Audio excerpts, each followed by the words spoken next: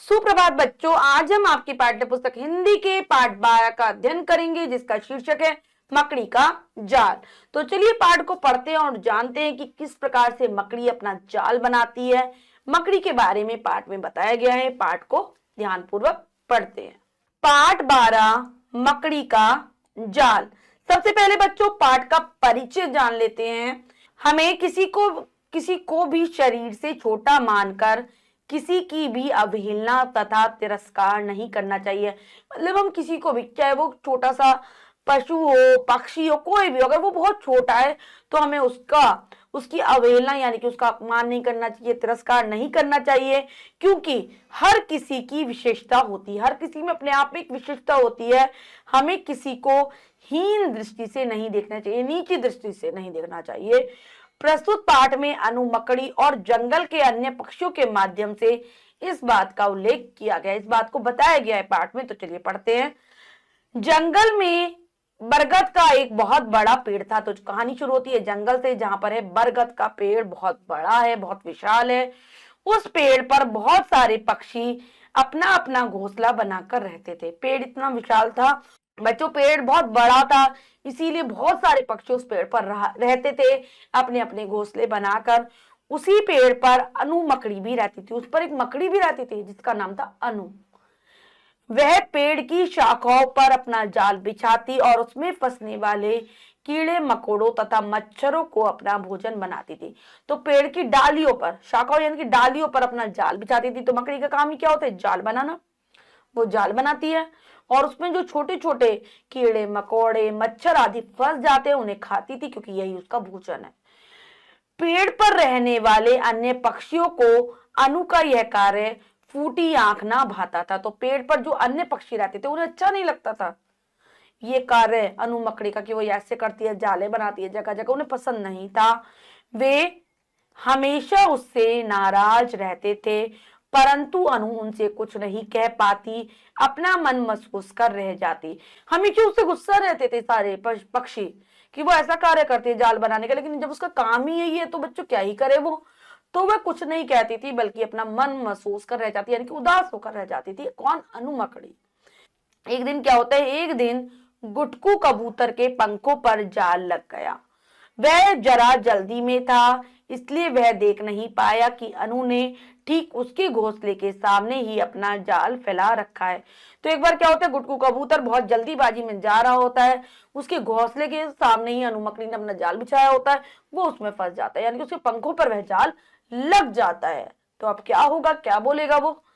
फिर क्या था, वह आग बबूला होकर बोला। उसे बहुत ज्यादा गुस्सा आ जाता है और कहता है, अनु तुझे जरा भी अकल नहीं है, मेरे नए कपड़े गंदे कर दिए, अब कपड़े बदलने पड़ेंगे। कहते हैं तुझको जरा सी भी समझ नहीं है, मेरे नए कपड़े तेरी वजह से गंदे हो गए, खराब हो गए, मुझे कपड़े बदल कर जाना पड़ेगा। माफ करना गुटकू भैया, लेकिन आपने भी तो मेरा जाला तहस नहस कर डाला है। कहते हैं मुझे माफ कर दो, लेकिन आपने भी तो ऐसे ही किया, मेरा जाला तोड़ दिया। मैं इसे सुबह से ही बुनने में लगी थी, मैं सुबह से बुन रही थी इसको, मेरी सारी मेहनत पर पानी फेर दिया, मेरी सारी मेहनत आपने बेकार कर दी है। लगता है आज मुझे खाना भी नसीब नहीं होगा, मायूस होकर अनु बोली। लगता है आज मेरे भाग्य में खाना ही नहीं है, क्योंकि वो जाले में जब फंसाएगी कीड़े मकोड़ों को तभी तो खाएगी। वह बहुत उदास होकर कहती है, शब्दार्थ शाखाएं टहनिया, नाराज गुस्सा, नसीब भाग्य। तो ये है पाठ के शब्दार्थ, इन्हें याद कर लेना। यह सुनकर गुटकू और भड़क उठा। ये बात सुनकर उसे और गुस्सा आ गया गुटकू कबूतर को।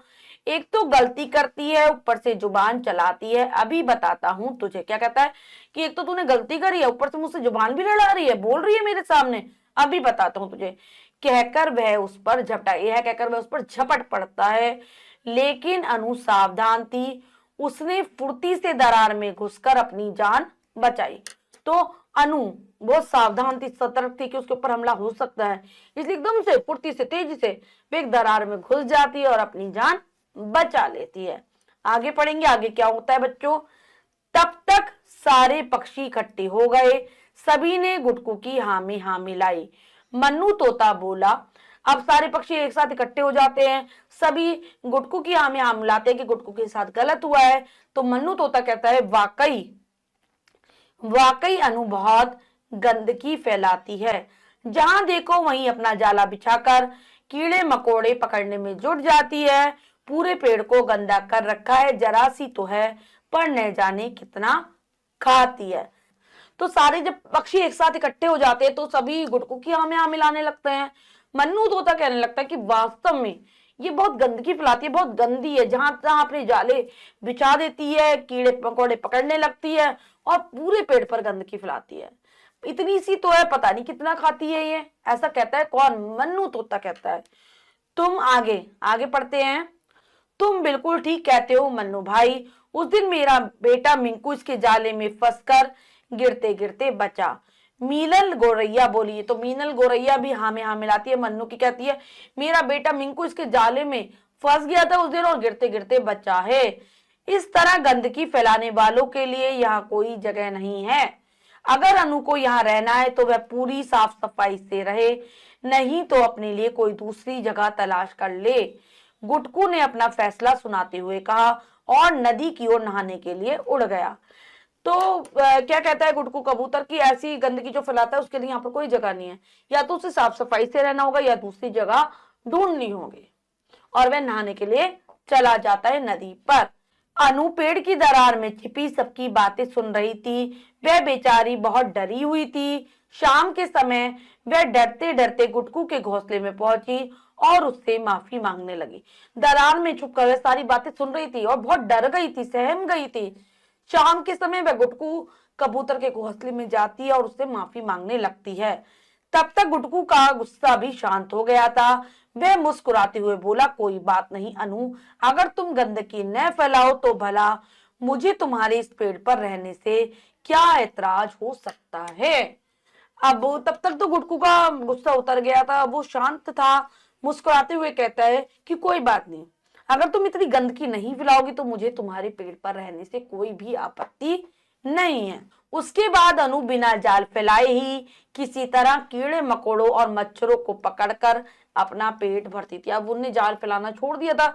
पता नहीं बेचारी कैसे कैसे कीड़े मकोड़ों को मच्छरों को पकड़ती और खाती थी।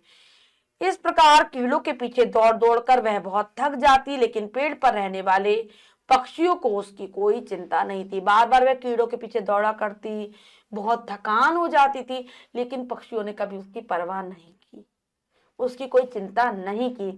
इसी तरह कुछ दिन बीत गए। एक दिन गुटकू के बेटे दगरू को बहुत तेज बुखार चढ़ गया। उसे बहुत तेज सर्दी लगने लगी। 2 रजाइयां ओढ़ लेने के बाद भी वह थर थर कांप रहा था। ऐसे करते करते थोड़ा समय बीत जाता है। एक दिन गुटकू के बेटे दगरू को बहुत तेज बुखार हो जाता है। तेज बुखार था, तेज सर्दी लग रही थी। 2 रजाइयां ओढ़ने के बाद भी उसकी सर्दी जा नहीं रही थी। वह थर थर कांप रहा था ठंड से। यह देखकर गुटकू और उसकी पत्नी बहुत घबरा गए। अब यह देखकर भाई किसी के भी बच्चे को बुखार होता है ऐसा वाला तो माँ बाप घबरा ही जाते हैं। गुटकू और उसकी पत्नी घबरा जाते हैं। वे उसे लेकर डॉक्टर बंदर गुलाटी के पास पहुंचे। अपने बच्चे को लेकर बंदर के पास जाते हैं। बंदर गुलाटी था। पूरी तरह जांच करने के बाद गुलाटी ने कहा इसको तो मलेरिया बुखार है। पूरी अच्छे से जांच करता है, फिर बताता है इसको मलेरिया बुखार हुआ है। मलेरिया बुखार जो कि मच्छर के काटने से होता है। लापरवाही करने पर यह बुखार जानलेवा हो सकता है, इसका ठीक से इलाज करवाओ। कहता है अगर आपने लापरवाही करी तो इसका परिणाम बहुत बुरा होगा, इसकी जान भी जा सकती है। इसका सही से उपचार कराइए, इलाज कराइए। कुछ शब्दार्थ पढ़ लेते हैं उनको भी। वाकई, वास्तव में, ऐतराज, आपत्ति, इलाज, उपचार। आगे पढ़ेंगे फिर क्या होता है बच्चों। मलेरिया क्या गंदा पानी पीने से होता है डॉक्टर साहब? गुटकू ने उत्सुकता वश पूछा। अब गुटकू जानने के लिए उत्सुक था कि मलेरिया कैसे होता है। वो पूछता है क्या गंदे पानी से होता है ये? नहीं नहीं, मलेरिया गंदा पानी पीने से नहीं बल्कि मच्छरों के काटने से होता है। तो डॉक्टर बताता है मलेरिया पानी पीने से नहीं होता गंदा, मच्छरों के काटने से होता है। दगरू के साथ साथ तुम लोगों को भी मच्छरों से बचना होगा, नहीं तो तुम सबको भी मलेरिया हो जाएगा। बताता है कि तुम सबको भी बच के रहना होगा वरना तुम्हें भी मलेरिया हो सकता है। जहां तुम सब रहते हो वहां पर मच्छर बहुत है क्या? क्या पूछता है जहां तुम लोग रहते हो वहां पे ज्यादा मच्छर है? गुटकू बोला हाँ डॉक्टर साहब। कहते हैं हाँ, कुछ दिनों से हमारी बरगद कॉलोनी में मच्छरों की भरमार हो गई है। कुछ दिन से हमारे बरगद के पेड़ पर, बरगद कॉलोनी वो बोलता है उसको, कि वहां पर बहुत ज्यादा मच्छर हो गए हैं, बहुत अधिक संख्या में मच्छर हो गए हैं। मेरी तो बिल्कुल समझ में नहीं आ रहा यह सब कैसे हो रहा है। मुझे कुछ समझ में ही नहीं आ रहा कि ऐसा कैसे हो रहा है, पहले तो ऐसा नहीं था। उसके बाद गुटकू डॉक्टर गुलाटी से दवा लेकर वापस चला। इसके बाद वह दवा लेकर वापस आ जाता है। उसकी समझ में यह नहीं आ रहा था कि वह ऐसा क्या करे जिससे कि मच्छर उन सभी को ना काटे। अब गुटकू की समझ से सब कुछ बाहर था। वो नहीं समझ पा रहा था कि ऐसा क्या किया जाए जिससे कि मच्छर हम सभी को ना काटे। परंतु शाम होते होते अनु मकड़ी ने उसकी सारी परेशानी दूर कर दी। लेकिन शाम होते होते अनु मकड़ी उसको उपाय बताती है जिससे उसकी सारी परेशानी खत्म हो जाती है।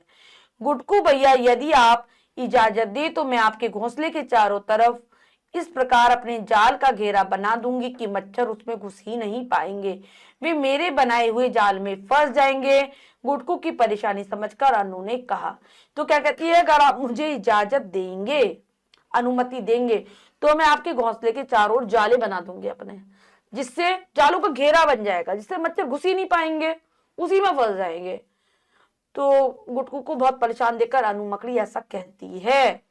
उसकी बात सुनकर क्या कहता है गुटकू, पर हम लोग घोंसले से बाहर कैसे निकलेंगे, गुटकू की पत्नी ने पूछा।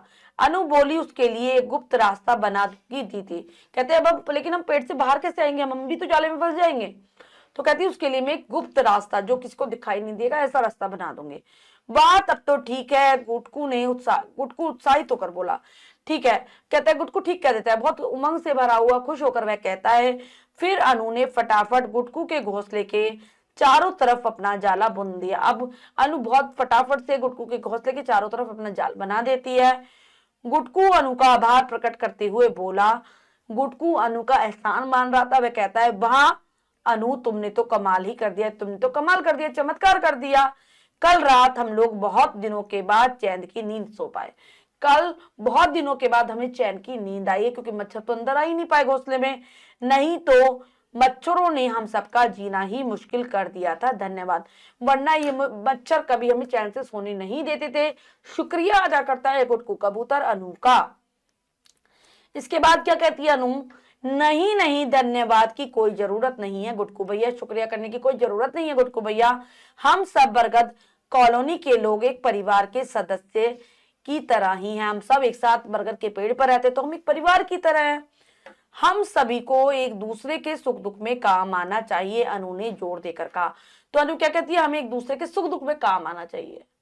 बहुत जोर देकर अनु अपनी बात कह रही थी। गुटकू ने बड़े ही अफसोस के साथ कहा।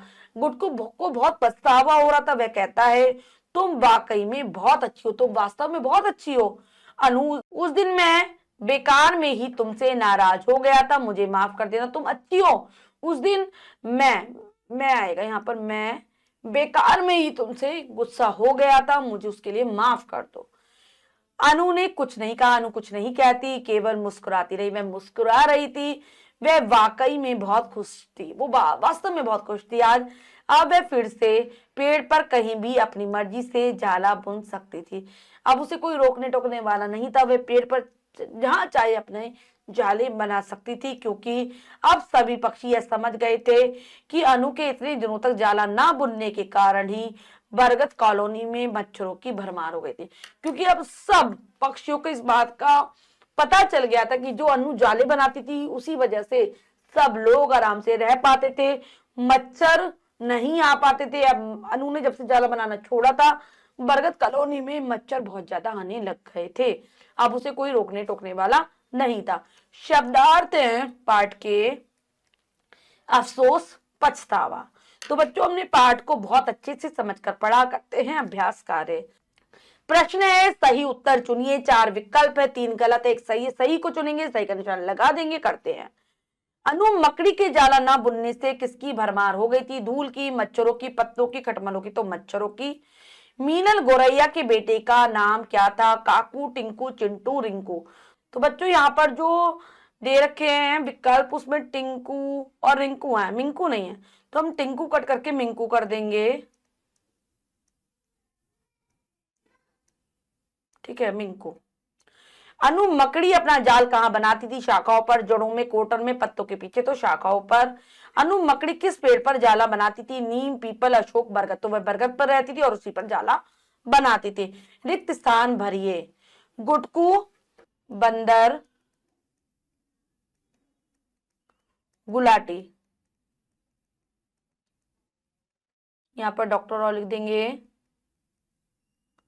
डॉक्टर बंदर गुलाटी से दवा लेकर वापस चला आया। तब तक गुटकू का गुस्सा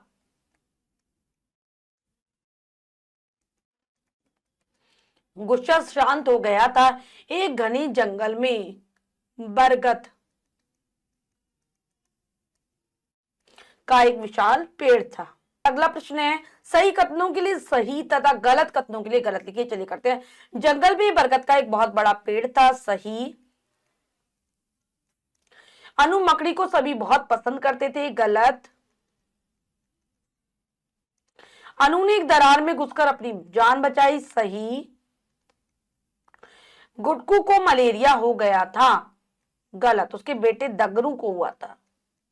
नेक्स्ट है, किसने कहा, किससे कहा। यहाँ पर कुछ कथन है, मैं बता रहे किसके द्वारा और किसको कहे गए हैं। पहला है, मलेरिया क्या गंदा पानी पीने से होता है? ये कहा गुटकू ने डॉक्टर गुलाटी।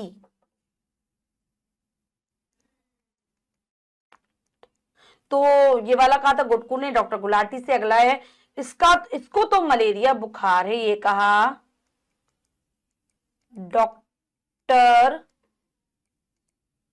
गुलाटी ने गुटकू कबूतर से। गुटकू कबूतर का नाम है, तो गुटकू कबूतर से।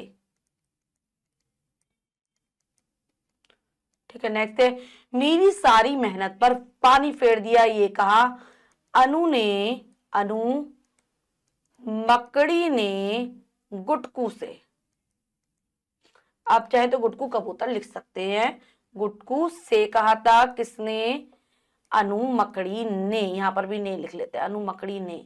फिर है, एक तो गलती करती है, ऊपर से जुबान चलाती है, ये कहा गुटकू ने अनु से। अनु कौन है? मकड़ी है, अनु से। अगर चाहे तो मकड़ी भी लिख सकते हैं। तो बच्चों, हमने पाठ को अच्छे से समझकर पढ़ा और अभ्यास कार्य किया। इसके अतिरिक्त जो भी कार्य स्वयं करेंगे सुंदर अक्षरों में अपनी अभ्यास पुस्तिका में। बच्चों, आज हमने पाठ के माध्यम से जाना कि किस प्रकार से हर किसी का अपना महत्व होता है, अपनी विशेषता होती है। जैसे कि अनु मकड़ी की थी, तो हमें किसी को छोटा नहीं समझना चाहिए। आशा करती हूँ यह पाठ आप बहुत अच्छे से समझ गए होंगे। पाठ को फिर से जरूर पढ़ेंगे। मिलते हैं अगली कक्षा में नए पाठ के साथ। तब तक के लिए स्वस्थ रहिए, प्रसन्न रहिए। धन्यवाद।